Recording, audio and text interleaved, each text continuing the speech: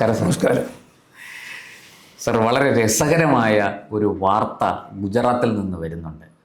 മറ്റൊന്നുമല്ല, ഗുജറാത്ത് PCC അധ്യക്ഷൻ, അദ്ദേഹം കോൺഗ്രസിൻ്റെ അധ്യക്ഷനാണ്. അദ്ദേഹം ഗുജറാത്ത് നിയമസഭയിൽ ഒരു ബില്ല് അവതരിപ്പിക്കാൻ അപേക്ഷ കൊടുത്തിരിക്കുകയാണ്. സ്വകാര്യ ബില്ലാകാനാണ് സാധ്യത. ലഭിക്കുന്ന വാർത്തകളിൽ നിന്ന് നമ്മൾ അറിയുന്നത് അദ്ദേഹം രാജമാതാ ബിൽ 2025 ആണ് ആ ബില്ല് അവതരിപ്പിക്കാനുള്ള അനുമതി തേടിയിരിക്കുകയാണ്. സ്പീക്കർക്ക് കത്ത് കൊടുത്തിട്ടുണ്ട്. എന്താണ് സാർ ഈ രാജമാതാ ബില്ല്? ഈ കോൺഗ്രസ് നേതാവ് സോണിയാഗാന്ധിയെ വല്ലതും ഇനി രാജമാതാവായിട്ട് വാഴിക്കണം എന്നാണോ ഈ ഗുജറാത്ത് PCC അധ്യക്ഷൻ അമിത് ചാവ്ഡയാണ് ഈ അപേക്ഷ ബില്ല് അവതരിപ്പിക്കാനുള്ള അനുമതി തേടി അപേക്ഷ കൊടുത്തിരിക്കുന്നത്? അമിത് ചാവ്ഡ, അതെ അല്ലേ? അതാണ് PCC പ്രസിഡന്റ് പേര്. അത് ഇപ്പോഴത്തെ ഈ അടുത്ത കാലത്തെ മാറ്റമൊക്കെ വന്നിട്ട് രാഹുൽ ഗാന്ധി പ്രത്യേകിച്ച് പോയി നിന്ന് ആക്കിയ ആളാണ്. അതെ. അപ്പം അദ്ദേഹം ഒരു ബില്ല് അവതരിപ്പിക്കുമ്പോൾ സ്വാഭാവികമായിട്ടും രാഹുൽ ഗാന്ധിയോട് ചോദിക്കും, സോണിയയോട് ചോദിക്കും. അവരുടെ ഒന്നും ക്ലിയറൻസ് ഹൈക്കമാൻഡിന്റെ അനുവാദമില്ലാതെ അത് വരത്തില്ല. ഗുജറാത്തിലെ തെരഞ്ഞെടുപ്പ് വിജയമായിരിക്കാം ലക്ഷ്യവും.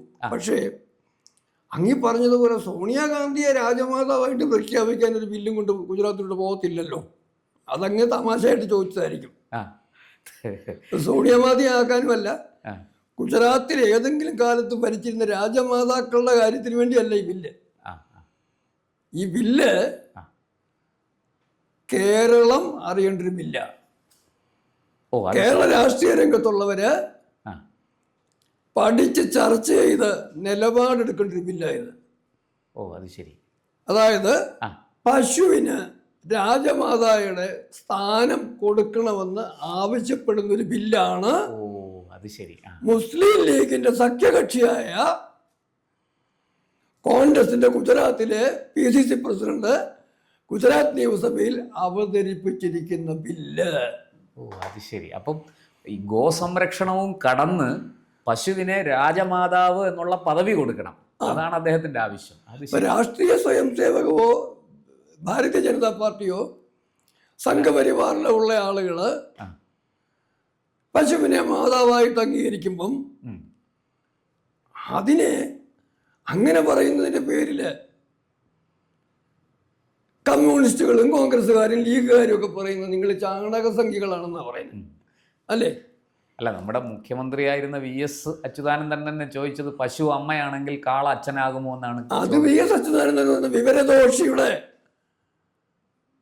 വിവരം കേട്ട പ്രഖ്യാപനം. കുറെ ആളുകൾ കേരളത്തിൽ പൊക്കിക്കൊണ്ടിടുന്നതുകൊണ്ട് അച്യുതാനന്ദൻ വിവരമുള്ള ആളാകണമെന്നില്ല. വർഗീയതയെ രാഷ്ട്രീയത്തിലേക്ക് കടത്തിക്കൊണ്ട് മുതലെടുക്കാൻ വേണ്ടി നടത്തിയ ഏറ്റവും തരം താഴ്ന്ന ഒരു പരാമർശമായിട്ട് അച്യുതാനന്ദനെ അതിനെ കാണാൻ പറ്റുള്ളൂ. അതവിടെ നിൽക്കട്ടെ. ഇതേ അച്യുതാനന്ദൻ പോലും പശുവിനെ കൊല്ലരുത്, സംരക്ഷിക്കണം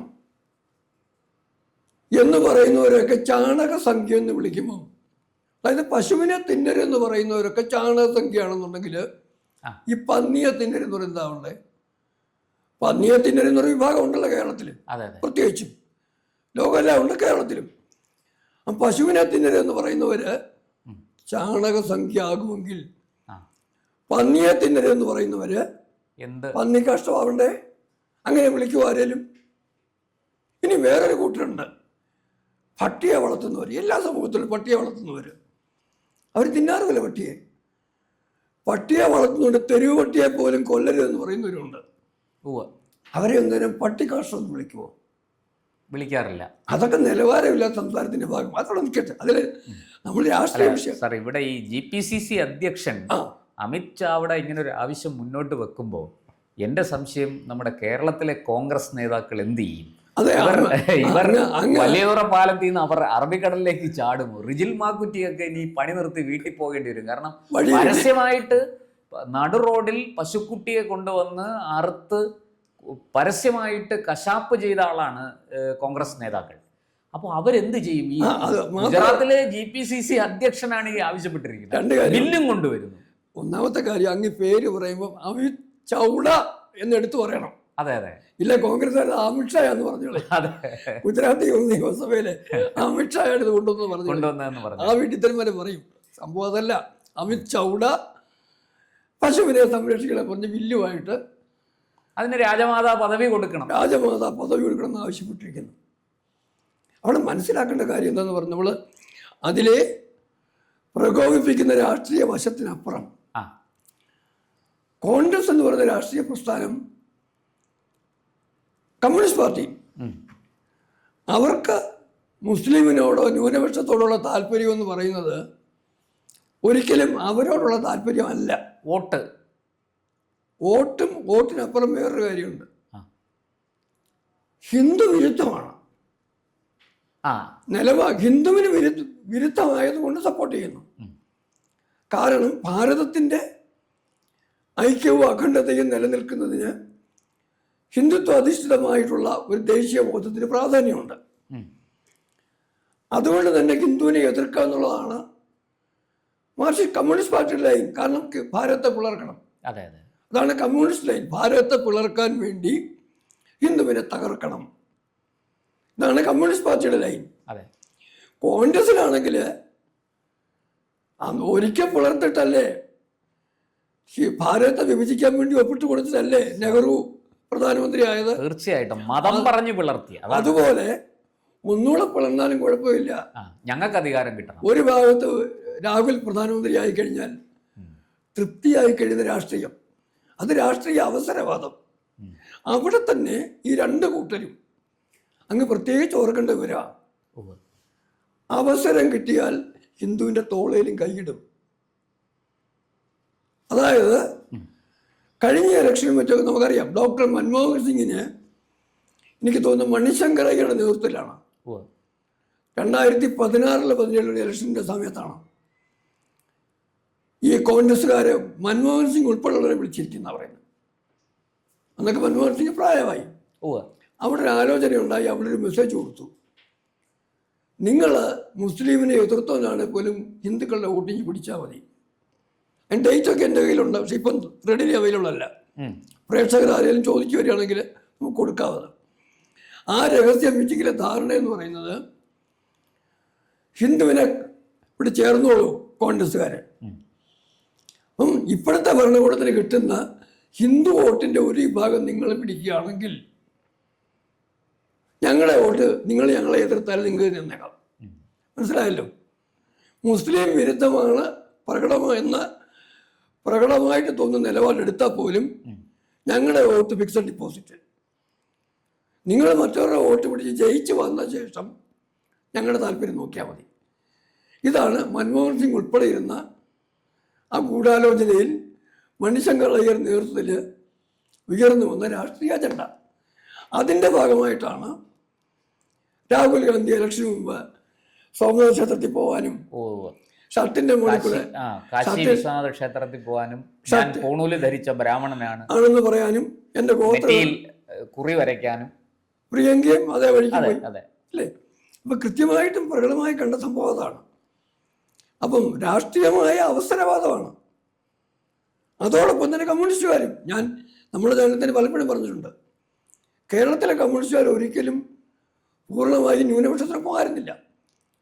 57 ഇലക്ഷനും നിലയ്ക്കൽ ഇലക്ഷനും ഒക്കെ, നിലയ്ക്കൽ പക്ഷത്തിന് ശേഷമുള്ള ഇലക്ഷനും ഒക്കെ കൃത്യമായും ഹൈന്ദവ പക്ഷത്ത് നിന്ന കൂട്ടരാണ്. അല്ല, അവര് തരാതരം പോലെ വിവാദങ്ങൾ ഉയർത്തി. നമ്മുടെ ചാനലിൽ തന്നെ പറഞ്ഞിട്ടുണ്ട്, ഞാൻ ആവർത്തിക്കുന്നില്ല. ഞാൻ പറഞ്ഞു വരുന്നത് എന്നാന്ന് പറഞ്ഞാൽ, ഏതെങ്കിലും പശുവിൻ്റെ പേരിലോ മറ്റെന്തെങ്കിലും മൃഗത്തിൻ്റെ താല്പര്യങ്ങളുടെ പേരിലോ ഇവൻ ശബരിമലയുടെ പേരിലോ ഒക്കെ പോലും ഹിന്ദുവിനോടൊപ്പം നിൽക്കുന്നതാണ് രാഷ്ട്രീയമായിട്ട് പ്രയോജനപ്രദം എന്ന് കണ്ടു കഴിഞ്ഞാൽ രാഹുലും സോണിയയും കോൺഗ്രസും കേരളത്തിലെ പിണറായി വിജയൻ ഉൾപ്പെടെ അവരെല്ലാം തരം മാറും. അതുകൊണ്ട് ആവശ്യമില്ലാത്തൊരു പിന്തുണ അവരടുത്ത് കിട്ടുമെന്ന് കരുതിക്കൊണ്ട് 15% മാത്രം ഭാരതത്തിലുള്ള ന്യൂനപക്ഷ ജനവിഭാഗങ്ങൾ ഭൂരിപക്ഷത്തെ ഇല്ലാതാക്കി കളയാവുന്ന മോഹം വെച്ച് നടക്കണ്ട ഒന്നത്. അതുകൊണ്ട് നല്ലത് സകാരാത്മകമായ സമീപനത്തോടു കൂടി ശരിയും തെറ്റും ജനാധിപത്യപരവും അല്ലാത്തതുമായ കാര്യങ്ങൾ, ന്യൂനപക്ഷങ്ങൾക്ക് ന്യായം കിട്ടണം, ന്യായം എല്ലാവർക്കും കിട്ടണം, ജസ്റ്റിസ് ഫോർ ഓൾ എല്ലാവർക്കും ന്യായം കിട്ടണം, അപ്പീസ്മെന്റ് പിന്നാണ്. ആരോടുമില്ല പ്രീണനം. ആ ഒരു തഞ്ചം, ആ ഒരു രീതി, അതായത് വിനായക ദാമോദർ സവർക്കർ, വീര സവർക്കർ മുന്നോട്ട് വെച്ച രീതി അതാണ്. ആർക്കും പ്രത്യേകിച്ച് ഒരു പരിഗണനയും വേണ്ട, എല്ലാവർക്കും തുല്യനീതി. കിട്ടുന്ന അവകാശങ്ങൾ എന്ന് പറയുന്നത് അവരുടെ കോൺട്രിബ്യൂഷൻ നികുതിയാണ് പോലും. ആ നികുതി കൊടുക്കുന്ന അനുസരിച്ചുള്ള അവകാശങ്ങൾ കിട്ടിക്കോട്ടെ. ഒരു കാര്യം അങ്ങനെ ആലോചിക്കണം, ഞാനത് സമയക്കറുണ്ട് അവിടെ കൊണ്ട് പറഞ്ഞു നിർത്താം. രാഹുൽ ഗാന്ധിയുടെ ഇപ്പോഴത്തെ രാഷ്ട്രീയ ആവശ്യം എന്താ? പ്രധാനമന്ത്രി നരേന്ദ്രമോദി താഴെ ഇറങ്ങണം. അതിന് പറയുന്ന തന്ത്രം എന്താ അറിയോ? കഴിഞ്ഞ ഇലക്ഷൻ വന്നതാ, ജിത്തന സംഖ്യ ഉത്തന ഹക്ക്. ജിത്തന സംഖ്യ ഉത്തന ഹക്ക്. എത്ര സംഖ്യയുണ്ടോ അത്ര അവകാശം, ജോലിയിലും എല്ലാം വേണമെന്നാണ് ആവശ്യപ്പെട്ടിരിക്കുന്നത്. അങ്ങൊന്ന് ആലോചിച്ച് നോക്കി. അങ്ങനെ ബാക്കി സംവരണം എല്ലാം മാറ്റിയിട്ട് സംഖ്യയുടെ അടിസ്ഥാനത്തിൽ ഭാരതത്തിൽ അസംവരണം ഉൾപ്പെടെ കാര്യങ്ങൾ വീതിച്ചു കൊടുത്തു കഴിഞ്ഞാൽ ആർക്കാർക്കും അഡ്വാൻറ്റേജ്? 85% ഹിന്ദുക്കൾക്കല്ലേ കൂടുതലുണ്ടാവുക. അതെ, ആ ഒരു മാറ്റം സംഖ്യ അനുസരിച്ച് കൊടുക്കണം ആവശ്യപ്പെടുക ഇപ്പം ചെയ്യുന്നത്. പക്ഷെ അങ്ങനെ കൊടുത്തു കഴിഞ്ഞാൽ ഇന്ന് അർഹിക്കുന്നതിൽ പല അവകാശങ്ങളും നേടിക്കൊണ്ടിരിക്കുന്ന ന്യൂനപക്ഷങ്ങൾക്ക് തന്നെ ആവില്ലേ ദോഷം? അവർക്ക് നഷ്ടപ്പെടും. അത് ഇത്തരം കാര്യങ്ങളെങ്കിലും മനസ്സിലാക്കിയിട്ട് പരസ്യമായിട്ട് മറ്റേ മാങ്കുറ്റിയോ എന്താണുള്ള പേര്, റിജിൽ മാങ്കുറ്റി പരസ്യമായിട്ട് പശുക്കിടാവിനെ വെട്ടുന്നു. ബിന്ദു കൃഷ്ണയാണെങ്കിൽ ചിരിച്ചോണ്ട് നമ്മുടെ കൊല്ലം DCC പ്രസിഡന്റാണ് ബിന്ദു കൃഷ്ണ. പശുമാംസം കൊണ്ടുണ്ടാക്കിയ ബിരിയാണി ആഹ്ലാദിച്ച് വിതരണം ചെയ്യുക. ഇതൊക്കെ ചെയ്യുമ്പോഴും ഭാരതത്തിൻ്റെ തന്നെ മറ്റൊരു പ്രധാനപ്പെട്ട സംസ്ഥാനം ഗുജറാത്തിൽ നരേന്ദ്രമോദിയും അമിത്ഷായും ഒക്കെ അവിടെ പ്രീണനവും അല്ലെങ്കിൽ പീഡനവും ഇല്ലാത്ത രാഷ്ട്രീയത്തിലേക്ക് ആ സംസ്ഥാനത്തെ പോലും കടത്തിക്കൊണ്ടുവരുമ്പോൾ ഭാരതത്തിൽ മൊത്തം തന്നെ സബ്കാ സാത്ത്, സബ്കാ വികാസ്, സബ്കാ വിശ്വാസ്, സബ്കാ പ്രയാസ്. എല്ലാവരുടെയും വിശ്വാസങ്ങൾ സംരക്ഷിക്കപ്പെടണം, എല്ലാവരുടെയും പ്രയത്നം വേണം, എല്ലാവരുടെയും ഒപ്പം വേണം, എല്ലാവരുടെയും വികാസം വേണം എന്ന രാഷ്ട്രീയം പറയുമ്പം ഗുജറാത്തിലെ കോൺഗ്രസ് പറയുകയാണ് പശുവിനെ രാജമാതാവാക്കണമെന്ന്. പശുവിനെ കൊന്നു തിന്നുന്ന രാഷ്ട്രീയം. ഒരു സംശയം കൂടെ അവിടെ ചോദിച്ചോട്ടെ. പണ്ട് ജനസംഘം ഈ ആവശ്യവുമായിട്ട് മുന്നോട്ട് വന്നു, ഗോവധ നിരോധന നിയമം പാസ്സാക്കണമെന്ന്. അന്ന് ഇന്ദിരാഗാന്ധി വളരെ തന്ത്രപൂർവ്വം കോൺഗ്രസ് പശുവിനെയും പശുക്കിടാവിനെയും കൂടെ ചിഹ്നമാക്കി സ്വീകരിച്ചുകൊണ്ട് അത് പൊളിക്കാൻ ഒരു രാഷ്ട്രീയ നാടകം കളിച്ചു. അതുപോലൊരു രാഷ്ട്രീയ നാടകം. ആ നാടകത്തിൽ വേറൊന്നും അവസാനം വന്നായിരുന്നു.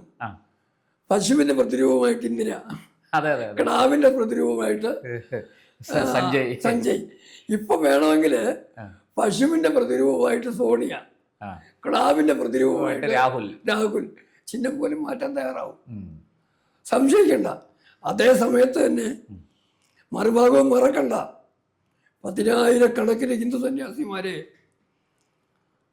ഗോസംരക്ഷണം ആവശ്യപ്പെട്ടതിന്റെ പേരിൽ വെടിവെച്ച് കൊന്ന ഡൽഹിയിൽ. അതെ, മറ്റൊന്ന് തീൻമൂർ പ്രധാനമന്ത്രിയുടെ ഭവനത്തിൽ, അന്നത്തെ പ്രധാനമന്ത്രി ഭവനം ത്രിമൂർത്തി ഭവനില്ല, അതിൻ്റെ ഭാഗത്ത് സത്യാഗ്രഹം വരുന്ന കർപ്പത്രി മഹാരാജ് കയ്യിൽ കൊള്ളുന്ന മാത്രം ആഹാരം കഴിച്ചുകൊണ്ടിരുന്ന സന്യാസശ്രേഷ്ഠൻ, അദ്ദേഹത്തിനെ കരണത്തടിച്ച ഹിന്ദുവിരുദ്ധനായ ദ്രോഹിയായിരുന്നു പ്രധാനമന്ത്രി ജവഹർലാൽ നെഹ്റു. നെഹ്റുവിൻ്റെ സഹോദരി വിജയലക്ഷ്മി പണ്ഡിറ്റും കൂടെ ചേർന്ന് നിന്നിട്ടാണ് ഈ സംഭവം ചെയ്യുന്നത്. അതിന് ദൃക്സാക്ഷിയായ അമേരിക്കൻ പത്രക്കാരൻ പറഞ്ഞത്, ആ വാചകം ഞാൻ പേരോർക്കുന്നില്ല, വളരെ പ്രധാനമാണ്, ചരിത്ര പുസ്തകങ്ങളുണ്ടത്. അദ്ദേഹം പറഞ്ഞു, എൻ്റെ രാജ്യത്താണെങ്കിൽ സംഭവിച്ചിരുന്നെങ്കിൽ, അല്ല ഏത് ഡാഷാണെങ്കിലും, ഞാൻ വാക്യം പറയുന്നില്ല, ബിയിൽ സ്റ്റാർട്ട് ചെയ്യുന്നത് ഇംഗ്ലീഷ് വാക്കാം, മനസ്സിലായി. അവനിനി അമേരിക്കയുടെ പ്രസിഡന്റ് ആണെങ്കിലും അങ്ങനെ ചെയ്യാൻ എൻ്റെ രാജ്യം അനുവദിക്കില്ല, നിങ്ങളുടെ രാജ്യത്തെ കാര്യം എനിക്ക് അറിയത്തില്ലെന്നാണ് ആ അമേരിക്കൻ മാധ്യമപ്രവർത്തകൻ പറഞ്ഞത്. അങ്ങനെയുള്ള പാരമ്പര്യം വെച്ച് പുലർത്തുന്നവരാണ് പെട്ടെന്ന് ഒരു ദിവസം പുതിയ ബുദ്ധിയായിട്ട് വന്നിരിക്കുന്നത്. ഗുജറാത്തിലെയും ഭാരതത്തിലെയും ഭരണം തിരിച്ചു പിടിക്കാൻ വേണ്ടി പുതിയൊരു നാടകം. പശുവിനെ സംരക്ഷിക്കാമെന്ന്. പക്ഷെ ഉത്തരം പറയണം കേരളത്തിലെ മുസ്ലിം ലീഗുകാരനോട്. കേരളത്തിലെ പശു നിർബന്ധമായും പശു ഇറച്ചി ആഹാരത്തിൻ്റെ ഭാഗമാണെന്ന് പ്രചരിപ്പിക്കുന്നു. അവരെല്ലാം ഒന്ന് മനസ്സിലാക്കിക്കോട്ടെ കോൺഗ്രസിന്റെ തനിനിറം. തീർച്ചയായിട്ടും. കൂടുതൽ വാർത്തകളും വിശേഷങ്ങളും നേരിട്ട് ലഭിക്കാൻ ജനങ്ങളിൽ നിന്ന് ജനങ്ങളിലേക്ക് ജനഭൂമി ന്യൂസ് സബ്സ്ക്രൈബ് ചെയ്യൂ. ബെൽ ബട്ടൺ അമർത്താനും മറക്കരുത്.